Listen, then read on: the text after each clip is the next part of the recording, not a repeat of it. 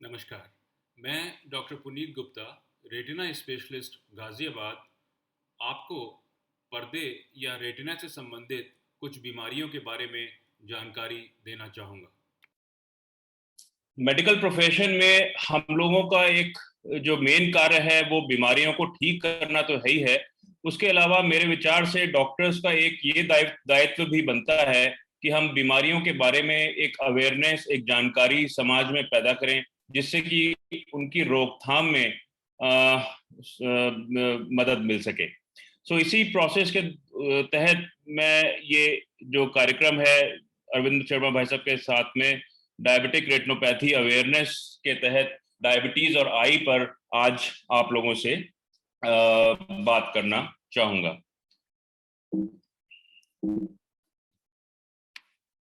Diabetic retinopathy is the second commonest cause of vision loss after the cataract. ये cataract के बारे में मैं समझता हूँ कि सभी लोग जानते हैं। मोतियाबिंद जो होता है, जो एक कॉमन प्रॉब्लम है जो आंख के अंदर होती है, लेकिन डायबिटिक रेटिनोपैथी आज के समाज में कैटरेक्ट के बाद दूसरे सबसे बड़ा कॉज है, जो कि ब्लाइंडनेस का और लॉस ऑफ विजन का कारण बनता है।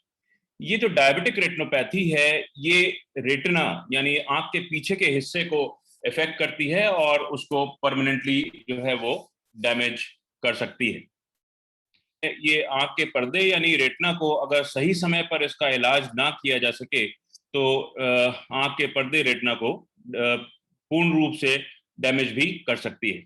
इससे पहले कि हम डायबिटिक रेटिनोपैथी के बारे में जाने, मैं एक छोटे से उससे बताना चाहूंगा कि आंख से हम हमारा देखने का काम आंख कैसे करती है। आंख के अंदर जो रोशनी की किरणें हैं वो इस प्यूपिल के द्वारा अंदर प्रवेश करती हैं और आंख के पर्दे के सेंटर में ये रेटिना का हिस्सा है, जो कि जहां पे कि ये किरणें केंद्रित होती हैं, और जो सबसे सेंसिटिव हिस्सा होता है जिसको कि मैकुला बोलते हैं, यहाँ पर ये किरणें आके प्यूपिल से केंद्रित होती हैं और यहाँ इमेज बनती है। जो किनारे का हिस्सा यानी कि पेरिफेरल रेटिना है, वो किनारे के हिस्से को देखने में मदद करता है, जबकि ये जो सेंट्रल हिस्सा है जिसको कि मैकुला बोलते हैं, जो कि सबसे सेंसिटिव हिस्सा होता है, ये मेनली रीडिंग, राइटिंग और फाइन विजन के देखने में कंट्रीब्यूट करता है। सो इस प्रकार से हमारी आंख जो है एक कैमरे की भांति देखने का कार्य करती है। डायबिटिक रेटिनोपैथी में ये जो रेटिना है जहां सारी किरणें जाके केंद्रित होती हैं, ये हिस्सा इस बीमारी में इन्वॉल्व होता है। और दो प्रकार की स्थितियां हैं जिनकी कारण की डायबिटिक रेटिनोपैथी में विजन का लॉस होता है। पहला है डायबिटिक मैकुलर ईडमा और दूसरा है प्रोलिफरेटिव डायबिटिक रेटिनोपैथी। आइए जानें कि डायबिटिक मैकुलर ईडमा क्या होता है। डायबिटिक मैकुलर ईडमा के अंदर आंख के पर्दे के केंद्र बिंदु यानी मैकुलर एरिया में सूजन या रिसाव पैदा होता है। ये जो सूजन है जो कि आंख के पर्दे के सेंटर के स्थान में आती है, ये रेटिना की जो अंदर की सेल्स होती हैं, जो देखने की मेन सेल्स होती हैं, उनको ये सूजन डैमेज करती है और रोशनी का नुकसान उनकी वजह से होता है। तो इस अवस्था को डायबिटिक मैकुलर ईडमा बोलते हैं। दूसरी जो अवस्था होती है that is proliferative diabetic retinopathy. Proliferative diabetic retinopathy में आंख के किनारे के हिस्से में यानी इस हिस्से के अंदर आंख के पर्दे पे खून की शिराएं जो होती हैं उनसे कुछ कमजोर शिराएं बनने लगती हैं, और ये कमजोर शिराएं कुछ समय बाद अगर ना इनको चेक किया जाए तो इनसे ब्लीडिंग होने लगती है और इस आई बॉल के अंदर पूरे आई बॉल में ब्लीडिंग हो जाती है और खून भर जाता है, जिससे कि रोशनी पर्दे तक नहीं पहुंच पाती। इसी प्रोसेस के दौरान आंख के पर्दे पे खिंचाव पैदा होता है और कई बार ये खिंचाव आंख के पर्दे के हटने का कारण बनता है, जो कि एक बहुत ही सीरियस विजन थ्रेटनिंग कंडीशन है। तो ये स्थिति होती है प्रोलिफरेटिव डायबिटिक रेटिनोपैथी। अब जब हमें ये देखना है कि हमें आंख के अंदर कोई डायबिटीज के चेंजेस हैं या नहीं, तो इसके लिए आंख की पुतली को फैला के एक बूंद की दवा डाल के आंख की पुतली को फैलाया जाता है। जब आप किसी भी डॉक्टर के पास आते हैं आंखों के, और वो पुतली फैला के आंख के अंदर जो पर्दे की अवस्था है उसको एक विशेष इंस्ट्रूमेंट जिसे कि इंडायरेक्ट ऑप्थेल्मोस्कोप बोलते हैं, उसके द्वारा आंख के पर्दे को देखा जाता है। इस इंडायरेक्ट ऑप्थेल्मोस्कोप के द्वारा हम आंख के पर्दे के सेंटर ऑप्टिक नर्व और आंख के पर्दे के किनारे को पूर्ण रूप से देख सकते हैं। ये जो हिस्सा है ये ऑप्टिक नर्व का हिस्सा है, ये किनारे की रेटिना है, और ये जो सेंटर का स्थान है ये मैकुलर एरिया है जहां पे सारी की सारी किरणें जाके केंद्रित होती हैं। अब जब हमें ये पता चलता है इस एग्जामिनेशन, डायलेटेड आई एग्जामिनेशन के द्वारा, डायलेटेड रेटिना एग्जामिनेशन के द्वारा, कि इस पेशेंट में डायबिटिक रेटिनोपैथी की अवस्था है या अवस्था होने की संभावना है, तो इन पेशेंट्स के अंदर कुछ विशेष प्रकार के इन्वेस्टिगेशंस किए जाते हैं। जैसे कि एक टेस्ट है जिसको कि फ्लोरेसेंट एंजियोग्राफी बोलते हैं। इसमें वहां की नस के अंदर एक इंजेक्शन देके ये डाई जो है आंख के जब सर्कुलेशन में पहुंचती है तो एक विशेष कैमरे के द्वारा इस रेटिना की पिक्चर्स ली जाती हैं, जिससे कि हमें यह पता चलता है कि इन खून की शिराओं से अगर कहीं पर रिसाव हो रहा होता है तो इस कैमरे के द्वारा वो पिक्चर्स हमें मिल जाती हैं। ये एक वो कैमरा है जिसके द्वारा की फ्लोरेसेंट एंजियोग्राफी की जाती है। इसमें पेशेंट को इस तरह से बैठाया जाता है और जब इसमें डाई आंख के सर्कुलेशन में पहुंचती है तो इसकी पिक्चर्स इस विशेष कैमरे के द्वारा ली जाती है। अब जो लेटेस्ट तरीका आ गया है एंजियोग्राफी का, इसमें हमें डाई देने की जरूरत नहीं पड़ती और एक ओसीटी एंजियोग्राफी सिस्टम के द्वारा ये जो वेसल्स हैं इनके सर्कुलेशन को हम बिना किसी डाई को इंजेक्ट करे हुए भी चेक कर सकते हैं। I have proud to announce that we have acquired this Heidelberg Spectralis system of this OCT angiography. हमने इसको एक्वायर किया है and this is one of the best system of doing OCT angiography in these patients. इसके अलावा एक common test है जिसको कि OCT या ऑप्टिकल कोहेरेंस टोमोग्राफी बोलते हैं। ये optical coherence tomography basically retina की लेयर्स को स्कैन करता है। हमें जिस हिस्से को देखना होता है रेटिना में उसको इस ऑप्टिकल कोहेरेंस टोमोग्राफी या स्कैनिंग के द्वारा हम रेटिना की जो भीतरी लेयर्स हैं उनको जांच सकते हैं। ये इस मशीन के द्वारा, जैसे ये आप देख रहे हैं कि इसमें पर्दे रेटिना की पिक्चर्स पे सूजन आ रही है, इसको जब हम स्कैन करके देखते हैं तो हमें पर्दे की जो भीतरी लेयर्स है उसमें ये जो सूजन पैदा हो रही है इसको हम एसेस कर सकते हैं। ओसीटी की पिक्चर्स को देखने के बाद क्या पेशेंट में कितनी सूजन है, कहाँ पे रिसाव हो रहा है, ये सारी चीजें फ्लोरेसेंट एंजियोग्राफी, ओसीटी एंजियोग्राफी और ओसीटी टेस्ट स्कैनिंग के द्वारा ये एसेस करते हैं कि कितना इफेक्ट कहाँ पे आ रहा है और उसके बेसिस के ऊपर आगे का ट्रीटमेंट जो है वो डिसाइड किया जाता है कि कैसे इस बीमारी को आगे बढ़ने से रोका जा सके। अब जब ये डायबिटिक रेटिनोपैथी के ट्रीटमेंट की बात आती है तो इसमें बेसिकली दो तरीके के ट्रीटमेंट, दो चीजों का ध्यान रखा जाता है। पहला ट्रीटमेंट जो है वो है सिस्टमिक ट्रीटमेंट और दूसरा ट्रीटमेंट जो है वो है ऑक्यूलर ट्रीटमेंट, यानी कि ट्रीटमेंट जो कि आई से रिलेटेड है। सिस्टमिक ट्रीटमेंट का मतलब हमें जो शारीरिक कंट्रोल पेशेंट का करना जरूरी है। डायबिटिक रेटिनोपैथी के पेशेंट को आप तब तक ट्रीट नहीं कर सकते जब तक कि उसका शारीरिक कंट्रोल प्रॉपरली कंट्रोल नहीं है। इस चीज में तीन मेन चीजें, जिसमें कि शुगर के लेवल्स, पेशेंट का ब्लड प्रेशर और लिपिड यानी वसा की मात्रा को, इन तीन मेन चीजों को कंट्रोल करना बहुत ही आवश्यक है। ये जो तीन चीजें हैं ये कंट्रोल करने का काम फिजिशियन का है। इन चीजों को हम, जब हमारे पास पेशेंट आता है डायबिटिक रेटिनोपैथी के चेकअप करने के लिए और उसको अगर डायबिटिक रेटिनोपैथी पाई जाती है तो हम इन टेस्ट को कराते हैं और अगर हमें मिलता है कि ये चीजें डिरेंज्ड हैं तो इन पेशेंट्स को या तो हम एंडोक्रिनोलॉजिस्ट के पास या फिजिशियन के पास भेजते हैं जो कि इन पेशेंट का शारीरिक कंट्रोल करता है। शारीरिक कंट्रोल में ये तीन चीजें मेनली इंपॉर्टेंट हैं: डायबिटीज, शुगर का कंट्रोल, ब्लड प्रेशर का कंट्रोल और वसा का कंट्रोल। इसी के साथ ही साथ जो दूसरा पार्ट है ट्रीटमेंट का, जो कि ऑफ्थेल्मोलॉजिस्ट या रेटिना स्पेशलिस्ट का काम है, वो है आई का ट्रीटमेंट। इस आई के ट्रीटमेंट में मेनली तीन चीजें इंपॉर्टेंट हैं, जिसमें कि कुछ खास तरह के इंजेक्शंस जो हैं वो आंख के अंदर दिए जाते हैं, लेजर की किरणों से आंख के पर्दे की सिकाई की जाती है और जब स्थिति ज्यादा एडवांस हो जाती है उस स्थिति में विट्रेक्टमी का ऑपरेशन करके आंख को बचाने की कोशिश की जाती है। तो एक एक करके अब हम इसके बारे में थोड़ी थोड़ी बात करेंगे। ये जो आंख में इंजेक्शंस देने की अवस्था चीज है, ट्रीटमेंट है, इसमें कुछ विशेष प्रकार के इंजेक्शंस जो कि आंख के पर्दे पे आई हुई सूजन और खून के रिसाव को रोकने में हेल्प करते हैं, वो आंख के अंदर पर्दे की सतह पे जाके दिए जाते हैं। ये इंजेक्शन साधारणतया टेक्निकली अगर देखें तो एंटी VEGF इंजेक्शंस कहे जाते हैं, यानी कि जो कुछ पदार्थ होते हैं आंख के पर्दे के अंदर, जो कि आंख के पर्दे में सूजन या खून का रिसाव पैदा करने में का कारण होते हैं, ये इंजेक्शन उन पदार्थों को कंट्रोल करते हैं और आंख के पर्दे पे आई हुई सूजन और खून के रिसाव को रोकने में मदद करते हैं। ये इंजेक्शन कोई एक वन टाइम ट्रीटमेंट नहीं है, क्योंकि डायबिटीज जो है वो एक ऑनगोइंग डिजीज है, ब्लड प्रेशर जो है वो एक ऑनगोइंग डिजीज है। ये अगर कंट्रोल भी होती है तब भी हमारे शरीर में रहती है, चाहे वो कंट्रोल अवस्था में ही क्यों ना हो। इसलिए क्योंकि डायबिटीज एक ऑनगोइंग डिजीज है, इसलिए ये ट्रीटमेंट भी जो है वो रिपीटेड ट्रीटमेंट की जरूरत पेशेंट को पड़ती है। अगर हम इसमें ये कहें कि एक इंजेक्शन दे के पेशेंट का भला हो जाता है, ये गलत है। इसमें इंपॉर्टेंट चीज ये है कि आपको ये एक इंजेक्शन एक प्रोटोकॉल के तहत दिए जाते हैं।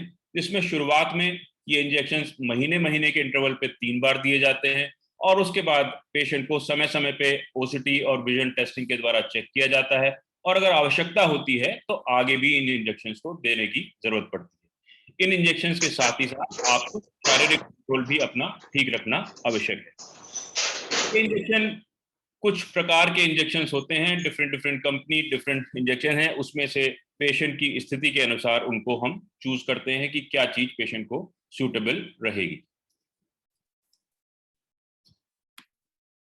ये इंजेक्शंस जो हैं बहुत प्रिसाइज तरीके से आंख के अंदर दिए जाते हैं, तो इन इंजेक्शंस को ऑपरेटिंग माइक्रोस्कोप के अंडर में ऑपरेशन थिएटर में ही दिया जाता है। ये किसी साधारण तरह से इंजेक्शन नहीं दिए जाते।